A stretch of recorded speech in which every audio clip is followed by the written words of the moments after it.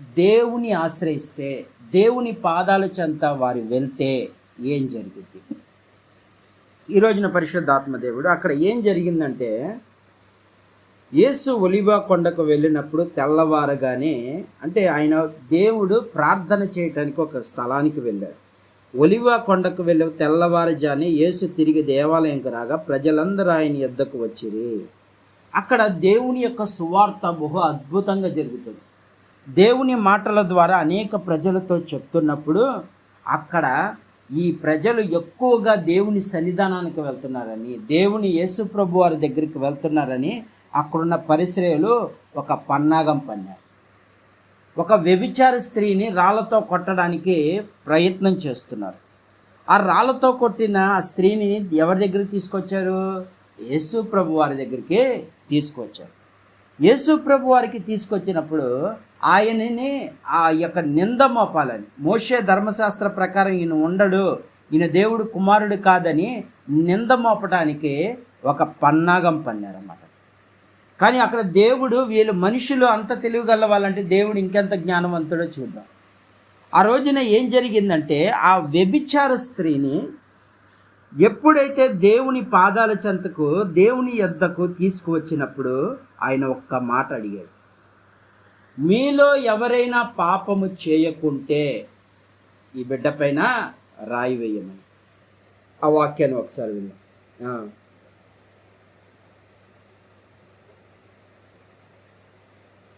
వారు ఆయన పట్టు వదలక అడుగుచు ఆయన తలెత్తి చూచి, మీలో పాపం లేనివాడు మొట్టమొదటగా ఆమె మీద రాయి వేయమని చుండెను. ఏమంటున్నాడు? దేవుడు సూటిగా చెప్తున్నాడు, ఒకవేళ నువ్వు ఏ తప్పు చేయకుంటే ఆమె మీద రాయి వేయి, ఆమెను నువ్వు శిక్షించని దేవుడు వాళ్ళకు అప్పగిస్తున్నాడు. అయితే అక్కడ ఏం జరిగిందంటే, మరలా వంగి నేల మీద వ్రాయిచుండెను. వారు ఆ మాట విని పెద్దవారు మొదలుకొని చిన్నవారు వరకు ఒకని వెంట ఒకడు బయలు వెళ్ళి యేసు ఒక్కడే మిగిలి ఉండెను, ఆ స్త్రీ మధ్య నిలబడి ఉండెను. ఇక్కడ దేవుని వాక్యములో బహు అద్భుతమైన మాట. ఆయన ఎప్పుడైతే ఆ మాట చెప్పడం మొదలుపెట్టాడో మొత్తం అందరూ పారిపోయారు. ఆయన వంగి రాస్తున్నప్పుడు వాళ్ళకు భయం కలిగింది. అమ్మో, నా పాపాలను బయట పెట్టేస్తాడేమో అని చెప్పి భయం కలిగి రాయ వేయలేకపోయాడు. ఈ రోజున పరిశుద్ధాత్మ దేవుడు చెప్తుంది, నువ్వు ఏ ప్రమాదంలో ఉన్నావు, యూట్యూబ్లో వాక్యం వింటున్న ప్రియ దేవుని బిడ్డ, ఏ సమస్యలో ఉన్నావో నాకైతే తెలియదు, కానీ దేవుడు నీతో సూటిగా మాట్లాడుతుంది ఏంటంటే, నువ్వు ఏ సమస్యలో ఉన్నా నా దగ్గరికి రా, నీ మీద వచ్చి ప్రతి ప్రమాదాన్ని తొలగించే దేవుడు, నీకొచ్చే ప్రతి శిక్షను తొలగించే దేవుడు. ఈ యొక్క ఉదయకాల సమయంలో దేవుడు నీతోనే మాట్లాడుతున్నాడు ప్రియ దేవుని బిడ్డ.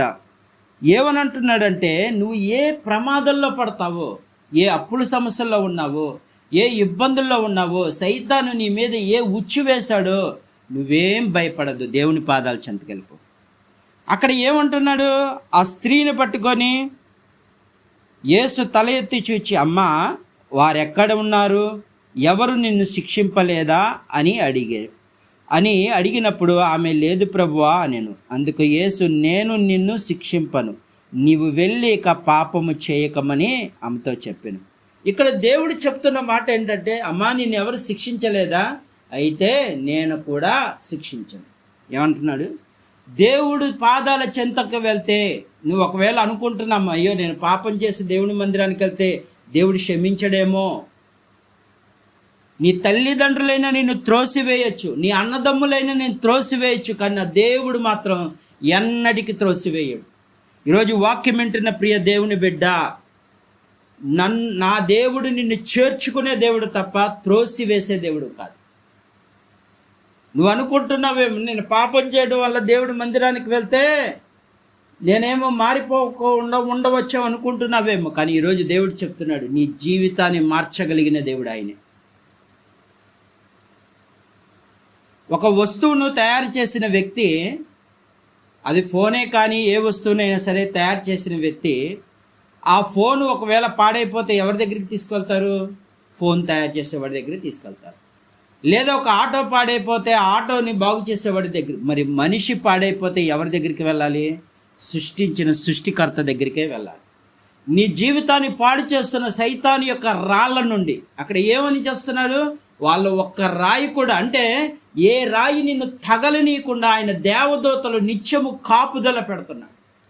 నువ్వు వెళ్ళే ప్రయాణంలో ఆయన తోడుంటున్నాడు, నువ్వు వెళ్ళే మార్గంలో ఆయన తోడుంటున్నాడు. అనుక్షణము నీకు తోడున్న దేవుడు నిన్ను ఎలా విడిచిపెడతాడు అనుకుంటున్నావు? ఒక్కసారి నీ హృదయాన్ని దేవుడికి ఇచ్చి చూడు, నీ మనసును దేవుడికి ఇచ్చి చూడు, నువ్వు సమయాన్ని దేవుడికి ఇచ్చి చూడు.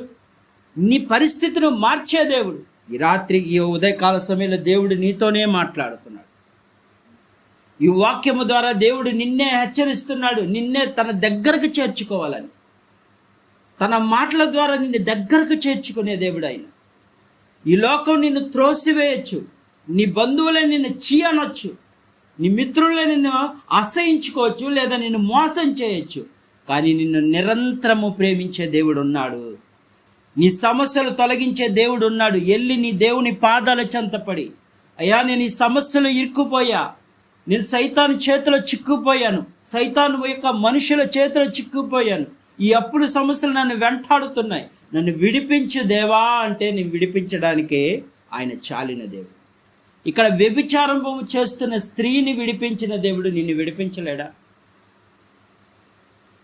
ఆయన ఏమంటున్నాడు? విడిపించిన తర్వాత కూడా ఒక మాట, అమ్మా ఇంకెన్నటికీ పాపం చేయవద్దు. ఆయన శిక్ష విధించాడు అన్న తర్వాత ఆయన ఒకే మాట, ఇంకెన్నటికీ పాపం చేయొద్దు, ఎందుకంటే మళ్ళీ నీ మీద ఈ శిక్ష రాబోతుంది.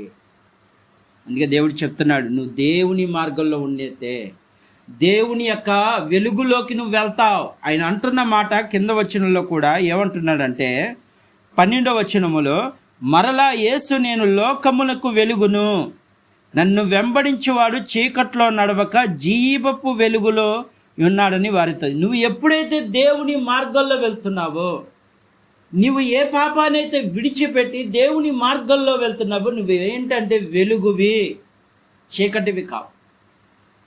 గత కొంతకాలం నుండి నువ్వు చీకట్లో జీవిస్తున్నావేమో, కానీ ఈ రాత్రి దేవుడు చెప్తున్నాడు, ఈ ఉదయకాల సమయంలో నీకు ఉదయము, మధ్యాహ్నము, రాత్రి అన్న పదాలు ఎందుకు ఇస్తున్నాడంటే ప్రతి పదములో ఒక భాగాన్ని దేవుడికి ఇవ్వాలి. దేవునికి సమయం ఇవ్వాలి. ఉదయాన్నే లేచి నీ దేవునికి మొరపెట్టు. నువ్వు మధ్యాహ్నంలో ఒక ఆఫీసులో ఉండొచ్చు, ఎక్కడైనా ఉండొచ్చు, దేవునికి మొరపెట్టు. రాత్రికాల సమయంలో నిన్ను కాచి కాపాడి నీ కుటుంబానికి క్షేమంగా తీసుకెళ్ళినప్పుడు దేవునికి మొరపెడతా ఉండు. నీ మీద వచ్చే ప్రతి అగ్ని బాణములను, సైతాను వేసే రాళ్ళ నుండి నిన్ను విడిపించగలిగిన దేవుడు. ఇప్పుడు ఆ తల్లి, ఆ వ్యభిచారము చేసిన స్త్రీ ఏమైంది? శిక్ష నుండి తప్పించబడింది. నిన్ను కూడా తప్పిస్తాడు ఆయన. నమ్ముట నీ వలనైతే నమ్మిన వారికి సమస్తం సాధ్యం చేసే దేవుడు. ఈ వాక్యం వింటున్న ప్రియ దేవుని బిడ్డ, నువ్వు నమ్మితే, నువ్వు విశ్వసిస్తే, నువ్వు దేవుని పాదాల చెంతకు వెళ్ళి నమ్మకముతో, విశ్వాసముతో ప్రార్థన చేస్తే నీకున్న సమస్యలన్నీ తొలగిపోతాయి.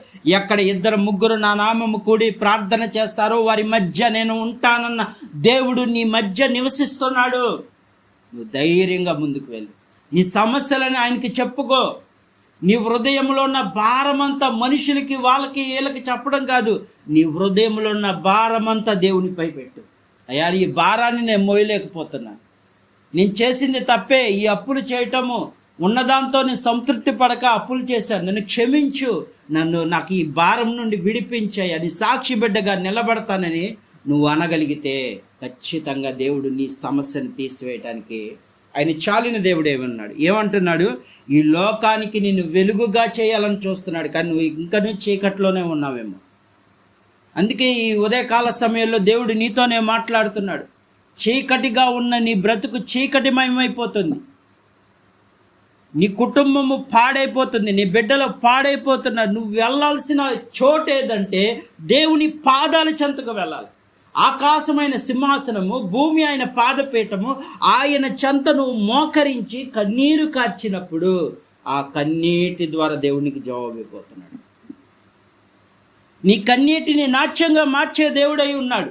కనుక నువ్వు ప్రమాదంలో పడినా, ఏమైనా సమస్యల్లో పడినా ఎవరి దగ్గరికి వెళ్ళాలంటే దేవుని దగ్గరికి వెళ్ళాలి. వ్యభిచార స్త్రీని తప్పించిన దేవుడు నిన్ను తప్పించడా? ఆయన ఏ పక్షపాతము లేదు. మనుషులకు ఈ రోజున కులాలని మతాలని అనేక విధాల పక్షపాతం పెట్టుకుంటున్నారు. కానీ దేవుడు అందరినీ ఏకరీతిగా ప్రేమించాడు. ఎందుకంటే ఆయన స్వరూపం మనకిచ్చాడు కాబట్టి, ఆయన యొక్క శరీర అవయవాలు మనకిచ్చాడు కాబట్టి నిన్ను వదిలిపెట్టడు. నిన్ను ఏమాత్రం వదిలిపెట్టడు. నువ్వు అనుకుంటున్నావు ఒకవేళ నేను దేవుని మందిరానికి వెళ్తే దేవుడు నా మాట వింటాడో లేదో, నేను పాపం చేయటం ద్వారా నా ప్రార్థన ఆలకించడేమో నువ్వు అనుకుంటావు. ఆయన ఎన్నటికీ ఆలకించేది, ఆయన చెవులు మందం కాలేదు. కనుక నువ్వు ఖచ్చితంగా దేవుని పాదాల చెంత పశ్చాత్తాపడు. అయ్యా, నీ మనసు నేను ఒప్పించానయ్యా, నీ హృదయాన్ని గాయపరిచానయ్యా. ఈరోజు నా పరిస్థితి ఇలా అయిపోవటం కారణం నీ మాట వినకపోవటమే. అవ్వాదాములు ఏదోనో తోటలో నీ మాట వినక వాళ్ళు శాపాన్ని తెచ్చుకున్నారు. ఈ రోజున వాళ్ళలాగే నేను కూడా ఉంటున్నానేమో. నీ ఆజ్ఞలని అతిక్రమిస్తున్నాను, అందుకే నువ్వు వద్దు అన్న పనులు చేస్తూ నా జీవితం పతనమైపోయింది. ప్రభువా, నన్ను దరికి చేర్చుకో, నన్ను మార్చు, నా హృదయాన్ని మార్చంటే ఈ ఉదయకాల సమయంలో నువ్వు చేసే ప్రతి కన్నీటిని ఆయన నీ హృదయాన్ని మార్చేయబోతున్నాడు. నువ్వు నమ్ము, ఖచ్చితంగా ఆయన నీ హృదయాన్ని, నీకున్న సమస్యలు ఎంత అప్పైన ఎర్ర సముద్రాన్ని 2 పాయలు చేసిన దేవుడు నీ సమస్యను తీసివేయడానికి ఆయన చాలిన దేవుడు. మొరపెట్టు మోషే వలె. ఇశ్రాయేలు ప్రజలు మొరపెట్టలేదు, అక్కడ మోషేని అలా ఎగతాళి చేస్తూ, ఏంటి ఇక్కడికి మమ్మల్ని ఈ సముద్రం దగ్గరకు తీసుకొచ్చావు, ఒక పక్కేమో ఫరో రథాలు వచ్చేస్తున్నాయి, ఇటు పక్క కొండలు ఉన్నాయి, మేము ఎలా తప్పించబడతాం అంటే ఒకే ఒక వ్యక్తి ప్రార్థన చేస్తున్నాడు, మోషే. మోషే ప్రార్థన చేస్తున్నప్పుడు దేవుడు నీ కర్ర ఎత్తి ఆ నీళ్లపై పెట్టమన్నప్పుడు ఎర్ర సముద్రం 2 పాయలైపోయింది. నీ కుటుంబంలో నువ్వు ప్రార్థనా పరుడుగా ఉన్నావేమో, అందుకే దేవుడు నీకు ఈరోజు చెప్తా, నీ సమస్యలు నువ్వు తొలగించగలిగిన శక్తి నేను ఇస్తా అన్నాడు. మోషే ఒక్కడే ప్రార్థన చేశాడు, ఎర్ర సముద్రం 2 పాయలైపోయి 6 లక్షల కారిబరం కాక 20 లక్షల ఇశ్రాయేలు ప్రజలను 6 నెలలను తీసుకెళ్లిన నాయకుడుగా మోషే ఉన్నాడు. వాళ్ళని విడిపించిన దేవుడుగా మన పరమ తండ్రి అయిన యేసయ్య ఉన్నాడు. ఈ ఉదయకాల సమయంలో దేవుడు చెప్తున్న మాట ఒక్కటే, నీ బ్రతుకును మార్చగలిగిన దేవుడు నీకున్నాడు. నువ్వు వాళ్ళ దగ్గర వీళ్ళ దగ్గర కన్నీరు కార్చాల్సిన అవసరం లేదు. వాళ్ళకి వీళ్ళకి నీ సమస్య చెప్పుకోవాల్సిన అవసరం లేదు. వాళ్ళు విని విడిచిపెట్టి లేదా నీ మీద నిందలు తీసుకురావచ్చు. కానీ నా దేవుడు ఏం చేస్తాడంటే నువ్వు చేసిన ప్రతి పాపాన్ని కప్పివేస్తాడు. ఎందుకంటే నిజముగా ప్రేమించేవాడు తన పాపములను కప్పును అని వాక్యములో రాయబడింది. నిన్ను ఖచ్చితంగా కప్పివేస్తాడు. నీ పాపాలు ఎవరికి చెప్పడు, నిన్ను నిందల పాలు చేయడు. అవసరమైతే నీ నింద కూడా ఆయనే అనుభవిస్తాడు. నీ పాప భారమంతా ఆయనే మోసుకున్నాడు. ఈ ఉదయకాల సమయంలో దేవుడు నీతోనే మాట్లాడుతున్న ప్రియ దేవుని బిడ్డ, ఒక్కసారి దేవుని పాదాల దగ్గరికి వెళ్ళి కన్నీరు కార్చు. దేవా, నాకు విడిపించాయా, నా పరిస్థితి నుండి నన్ను విడిపించాయా అని నువ్వు కన్నీరు కార్చు. ఖచ్చితంగా దేవుడు జవాబు ఇవ్వటానికి ఆయన కరములు చాపి ఉన్నాడు. నువ్వు ఎప్పుడు వస్తావా నిన్ను హత్తుకోవాలని, ఎప్పుడు నిన్ను కౌగిలించుకోవాలని, తన ఒళ్ళో పెట్టుకోవాలని చూస్తున్నాడు. నువ్వే దేవునికి దూరం అయిపోతూ ఉన్నావు. లోకాశలకు లోకక్రియలకు దగ్గరైపోయి దేవునికి దూరం అయిపోతున్నావు. దేవునితో 1 గంట కూడా సమయం ఇవ్వలేకపోతున్నావు. అందుకే ఈ ఉదయకాల సమయంలో దేవుడు చెప్తున్నాడు, నా కుమార్తె, నన్ను నీ ఇంట్లోకి చేర్చుకో, నీ హృదయంలో నన్ను చేర్చుకో అని దేవుడు అడుగుతున్నాడు. నీ హృదయం అనే తలుపు తడుతున్నాడు, కానీ నువ్వు తీయట్లేదు. నీకు సహాయం చేయాలని నన్ను వస్తూ ఉన్నా తలుపు తీయట్లేదు. అందుకే ఈ రోజున నువ్వు వాళ్ళని వీళ్ళని అడుక్కునే పరిస్థితి ఏర్పడింది. కానీ దేవుడు ఏమంటున్నాడు తెలుసా, నేను నీకు సహాయకుడుగా ఉండగా నీకు ఎవరు సహాయం చేస్తారు, ఆయనే నీకు సహాయం చేస్తాడు. నువ్వు ఏ కన్నీటితో ఉన్నావో దేవుడు చూస్తున్నాడు, ఏ బాధల్లో ఉన్నావో దేవుడు చూస్తున్నావు. ఇప్పుడే దేవుని పాదాల దగ్గరికి వెళ్ళిపో. ఆ వ్యభిచారి స్త్రీ ఏ విధంగా దేవుని పాదాల చెంత ఉండి విడిపించుకుందో అలాగే నువ్వు కూడా వెళ్ళిపో. ఖచ్చితంగా నీకున్న పాపాలు తొలగించి నీకున్న సమస్యల నుండి విడిపించే దేవుడు. అలాంటి దేవుని మహింపరుద్దాం. ఆమేన్. దేవునికే మహిమ కలుగును గాక.